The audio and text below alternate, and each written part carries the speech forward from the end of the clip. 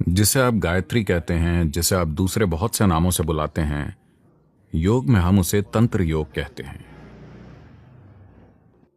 शक्तिशाली ध्वनियों के गलत उपयोग से गंभीर समस्याएं पैदा हो सकती हैं। कोई एक महिला को कार्यक्रम में लेकर आया था और मेरे पास आने से लगभग 6 या 7 या लगभग 8 महीने पहले उनकी आवाज जा चुकी थी। मंत्रों को विशेष सावधानी से जपना जरूरी है।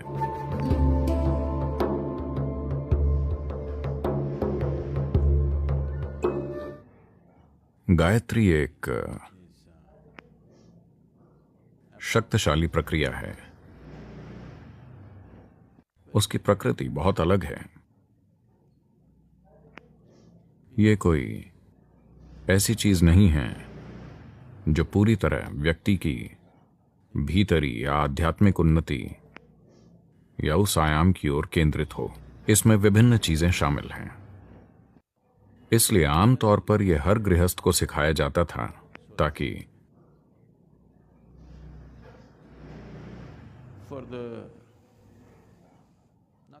कम केंद्रित लोगों को सेहत, खुशहाली और जीवन के दूसरे पहलुओं में थोड़ी मदद मिल सके। तो गायत्री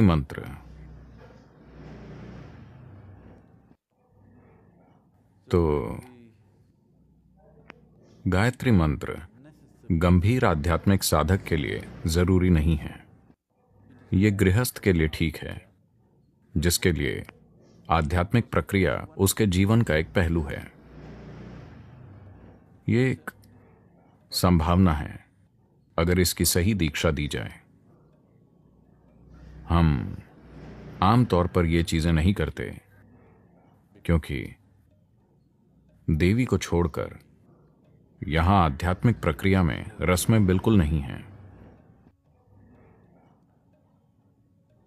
किसी प्रक्रिया को भीतरी बनाना थोड़ा अधिक जटिल और सूक्ष्म है, पर बाहरी प्रक्रियाओं से कहीं ज्यादा भरोसेमंद है।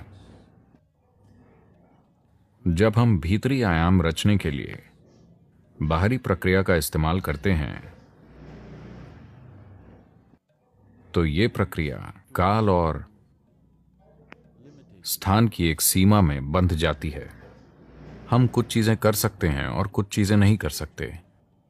आप 24 घंटे आध्यात्मिक रूप से ऑन नहीं रह सकते। अगर आप किसी बाहरी प्रक्रिया में शामिल हों तो इससे अच्छा पोषण मिलता है, पर उससे ज्यादा कुछ नहीं। यह एक अच्छी मदद है। मदद की बात करें तो मदद करने के कई दूसरे तरीके हैं। सबसे बढ़कर जिन्हें यहां दीक्षा मिली है उनकी मदद हम एक बिल्कुल अलग तरीके से करते हैं। उन्हें बस मदद मांगनी होती है और वो जहां कहीं भी हों वहां मदद मिल जाती है। शिक्षकों और स्वयं सेवकों वगैरह के द्वारा मदद नहीं। Energetic support is available wherever they are. ऊर्जा के रूप में मदद उपलब्ध होती है, वो जहां कहीं भी हों। इसलिए सभी को हर जगह ये मदद उपलब्ध कराने की हमारी क्षमता के कारण हमने मदद की रस्में स्थापित नहीं की। ये मंत्र उन सबसे लोकप्रिय चीजों में से एक है जिन्हें लंबे समय से देश में किया जा रहा है। लंबे समय से मतलब है खास तौर पर पिछले 4000 सालों में। मुझे लगता है आदि शंकर के बाद से उन्होंने इसे बहुत ज्यादा प्रचलित किया, क्योंकि जब वो आए तो आम आबादी का एक तरह से पतन हो चुका था। इसलिए वो कुछ ऐसा सिखाना चाहते थे जो सभी के लिए हो। जैसे आज हम ईशा क्रिया सिखा रहे हैं सभी के लिए। गायत्री मंत्र एक ऐसी प्रक्रिया है जिसमें कई चीजें शामिल हैं और इसकी प्रकृति ऐसी है कि मैं ये नहीं कह रहा कि आज ये महत्वपूर्ण नहीं है, यह हमेशा महत्वपूर्ण रहेगा, पर सामाजिक और इसकी बनावट की दृष्टि से यह आधुनिक जीवन में उतना फिट नहीं, क्योंकि इसे सच्चाई बनाने के लिए कई चीजें जरूरी हैं। आज के संसार में,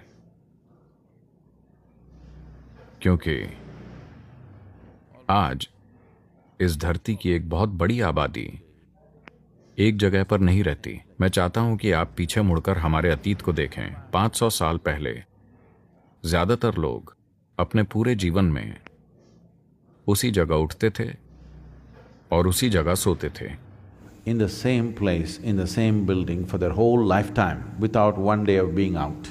उसी इमारत में जीवन भर एक दिन भी बाहर नहीं जाते थे।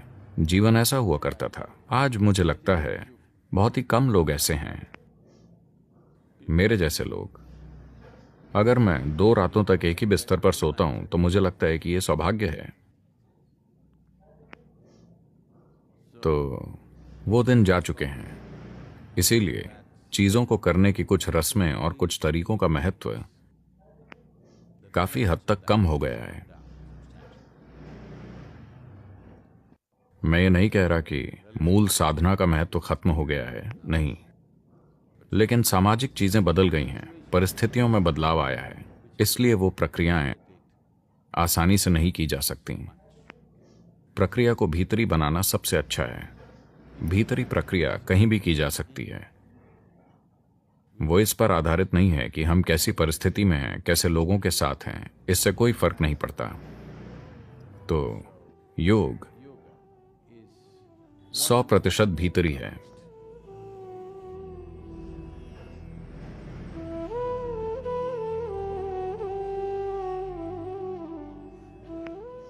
जिसे आप गायत्री कहते हैं, जिसे आप दूसरे कई नाम देते हैं, योग में हम इसे तंत्र योग कहते हैं। आज तंत्र बहुत अजीब तरीकों से प्रकट हो रहा है, खास तौर से पश्चिमी देशों में। और लोग सोचते हैं अगर कोई तंत्र शब्द कहे तो वो बेलगाम मेलजोल के बारे में सोचने लगते हैं। नहीं, तंत्र का सीधा मतलब है तकनीक। कई तरह के तंत्र होते हैं। अगर आप ऐसी तकनीक का उपयोग करते हैं जिसमें बाहरी पदार्थ शामिल है तो उसे तंत्र कहते हैं।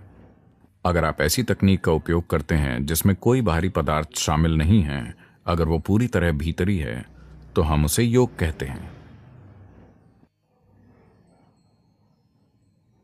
अगर आप तांत्रिक प्रक्रियाएं रचना चाहते हैं, अभी देवी मंदिर में एक आरती हो रही है, ये एक तरह का तंत्र है। वहां पूजा होती है, ये तंत्र है। अभिषेक होता है, ये तंत्र है। ये तकनीकें हैं एक तरह का प्रभाव पैदा करने के लिए। पर अब अगर आप तंत्र करना चाहते हैं तो आपको देवी के रूप की जरूरत है। इसमें कई बंधन हैं।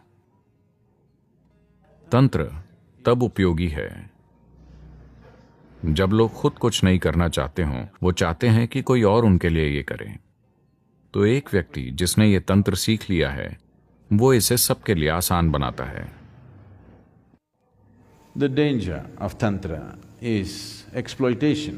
तंत्र का एक खतरा है शोषण। इस देश में एक शानदार तांत्रिक संस्कृति थी। पिछली 2 पीढ़ियों में हमने उसे खत्म कर दिया, क्योंकि इसमें इतना शोषण होने लगा कि यह बहुत भद्दा बन गया। तो हमने सोचा कि इसके बिना ही बेहतर है।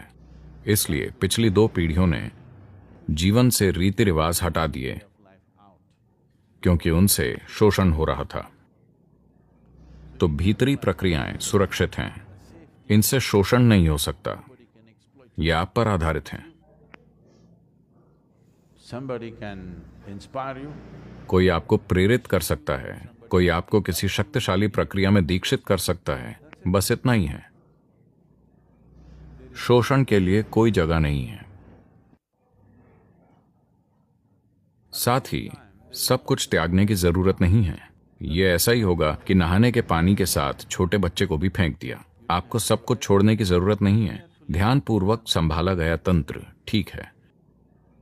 मैं चाहता हूं कि आप अपना ये बचकाना विचार छोड़ दें, तंत्र का मतलब सेक्स है। नहीं, इसका कामुकता से कोई लेना देना नहीं है। इसमें चीजें करने के लिए बाहरी साधनों या उपायों का उपयोग किया जाता है, क्योंकि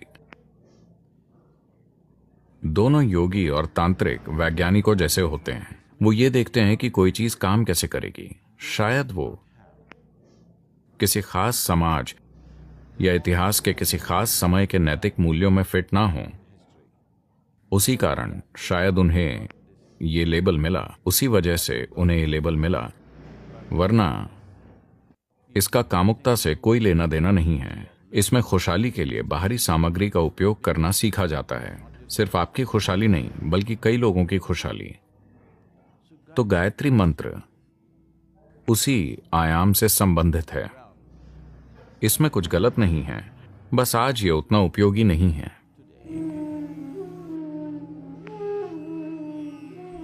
मंत्र एक शक्तिशाली प्रक्रिया है, लेकिन उनका इस्तेमाल ठीक से होना चाहिए और उनकी दीक्षा ठीक से होनी चाहिए। शक्तिशाली ध्वनियों के गलत उपयोग से समस्याएं पैदा हो सकती हैं। मैं अमेरिका में था और कोई एक महिला को कार्यक्रम में लेकर आया। वो 7 दिन का कार्यक्रम था और मेरे पास आने से लगभग 6 या 7 या लगभग 8 महीने पहले वो अपनी आवाज़ खो चुकी थी। आवाज़ पूरी तरह जा चुकी थी। वो हर डॉक्टर, हर एक्सपर्ट को दिखा चुकी थी। वो बिल्कुल नहीं बोल सकती थी।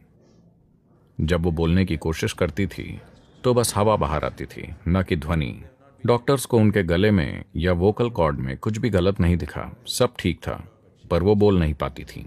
तो जब कुछ नहीं मिला तो वो स्वाभाविक रूप से कहने लगे कि कोई पॉलिप हो सकता है, ये हो सकता है, वो हो सकता है, शायद किसी तरह की गठिया वगैरह हो, और कोई सर्जरी की सलाह देने लगा। कुछ नहीं मिला तो वो खोल कर देखना चाहते थे, इसलिए वो उन्हें मेरे पास लेकर आए। तो मैंने उनकी ओर देखा और उनसे पूछा, क्या आप कोई साधना करती हैं, कोई आध्यात्मिक प्रक्रिया, क्या आप कोई मंत्र जाप करती हैं?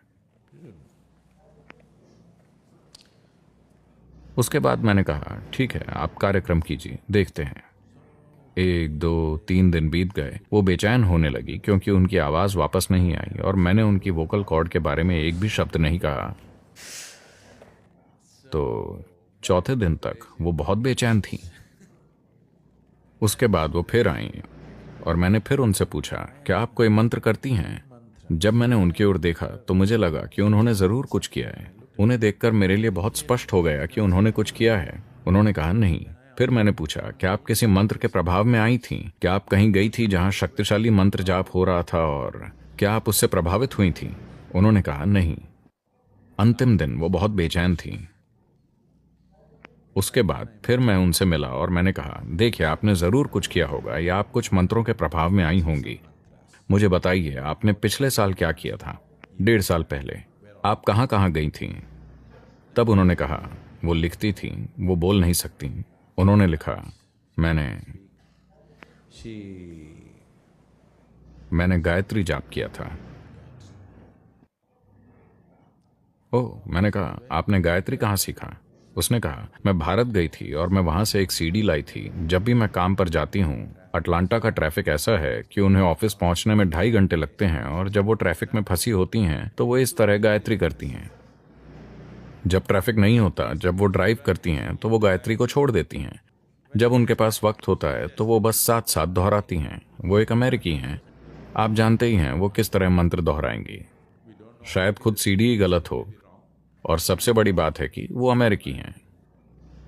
संस्कृत के शब्द वो आसानी से नहीं बोल पाएंगी। नहीं, मैं अमेरिका के बारे में टिप्पणी नहीं कर रहा। अगर आपने भारत की भाषाएं नहीं बोली हैं तो संस्कृत बोलना बहुत मुश्किल होगा। तो तब मैं जान गया कि उन्होंने गायत्री का गलत उपयोग किया है। मैंने कहा, देखिए, अगर 3 महीनों के लिए आप आकर हमारे साथ भारत में रहती हैं तो हम कोशिश करेंगे, कोई गारंटी नहीं है, हम एक प्रयास करेंगे और देखेंगे। वो यहाँ आई और हमने उन्हें एक पूरी प्रक्रिया दी। 3 महीनों में उनकी आवाज़ लगभग 70% लौट आई। तब भी 30% आवाज़ नहीं थी। 30% नहीं होने का मतलब है, मैंने सबसे पहले उन्हें कहा देखिए, बोलने की कोशिश मत कीजिए। दिन में आप ज्यादा से ज्यादा 1 घंटा बोल सकती हैं, बाकी समय मत बोलना। धीरे धीरे वो ठीक हो गईं। फिर भी अगर उनकी भावनाओं में उथल पुथल होती तो आवाज चली जाती।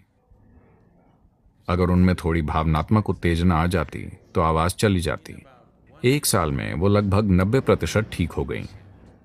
पर फिर उन्हें पता चला कि अगर वो गुस्सा हो जाती तो उनकी आवाज चली जाती। मैंने कहा, ये अच्छा है, इसे इसी तरह रहने देते हैं। जब आप गुस्सा होते हैं तो कम से कम आप अपनी आवाज खो देते हैं। कम से कम आप बुरी चीजें नहीं कहेंगे। तो लगभग 3-3.5 साल के बाद वो लगभग 100% ठीक हो गईं। बस कभी कभी आवाज चली जाती थी, लेकिन वो 3-3.5 साल की साधना से लगभग 99% ठीक हो गई थीं। तो मंत्रों का जाप खास सावधानी, सही निर्देशों और मार्गदर्शन के साथ करना चाहिए।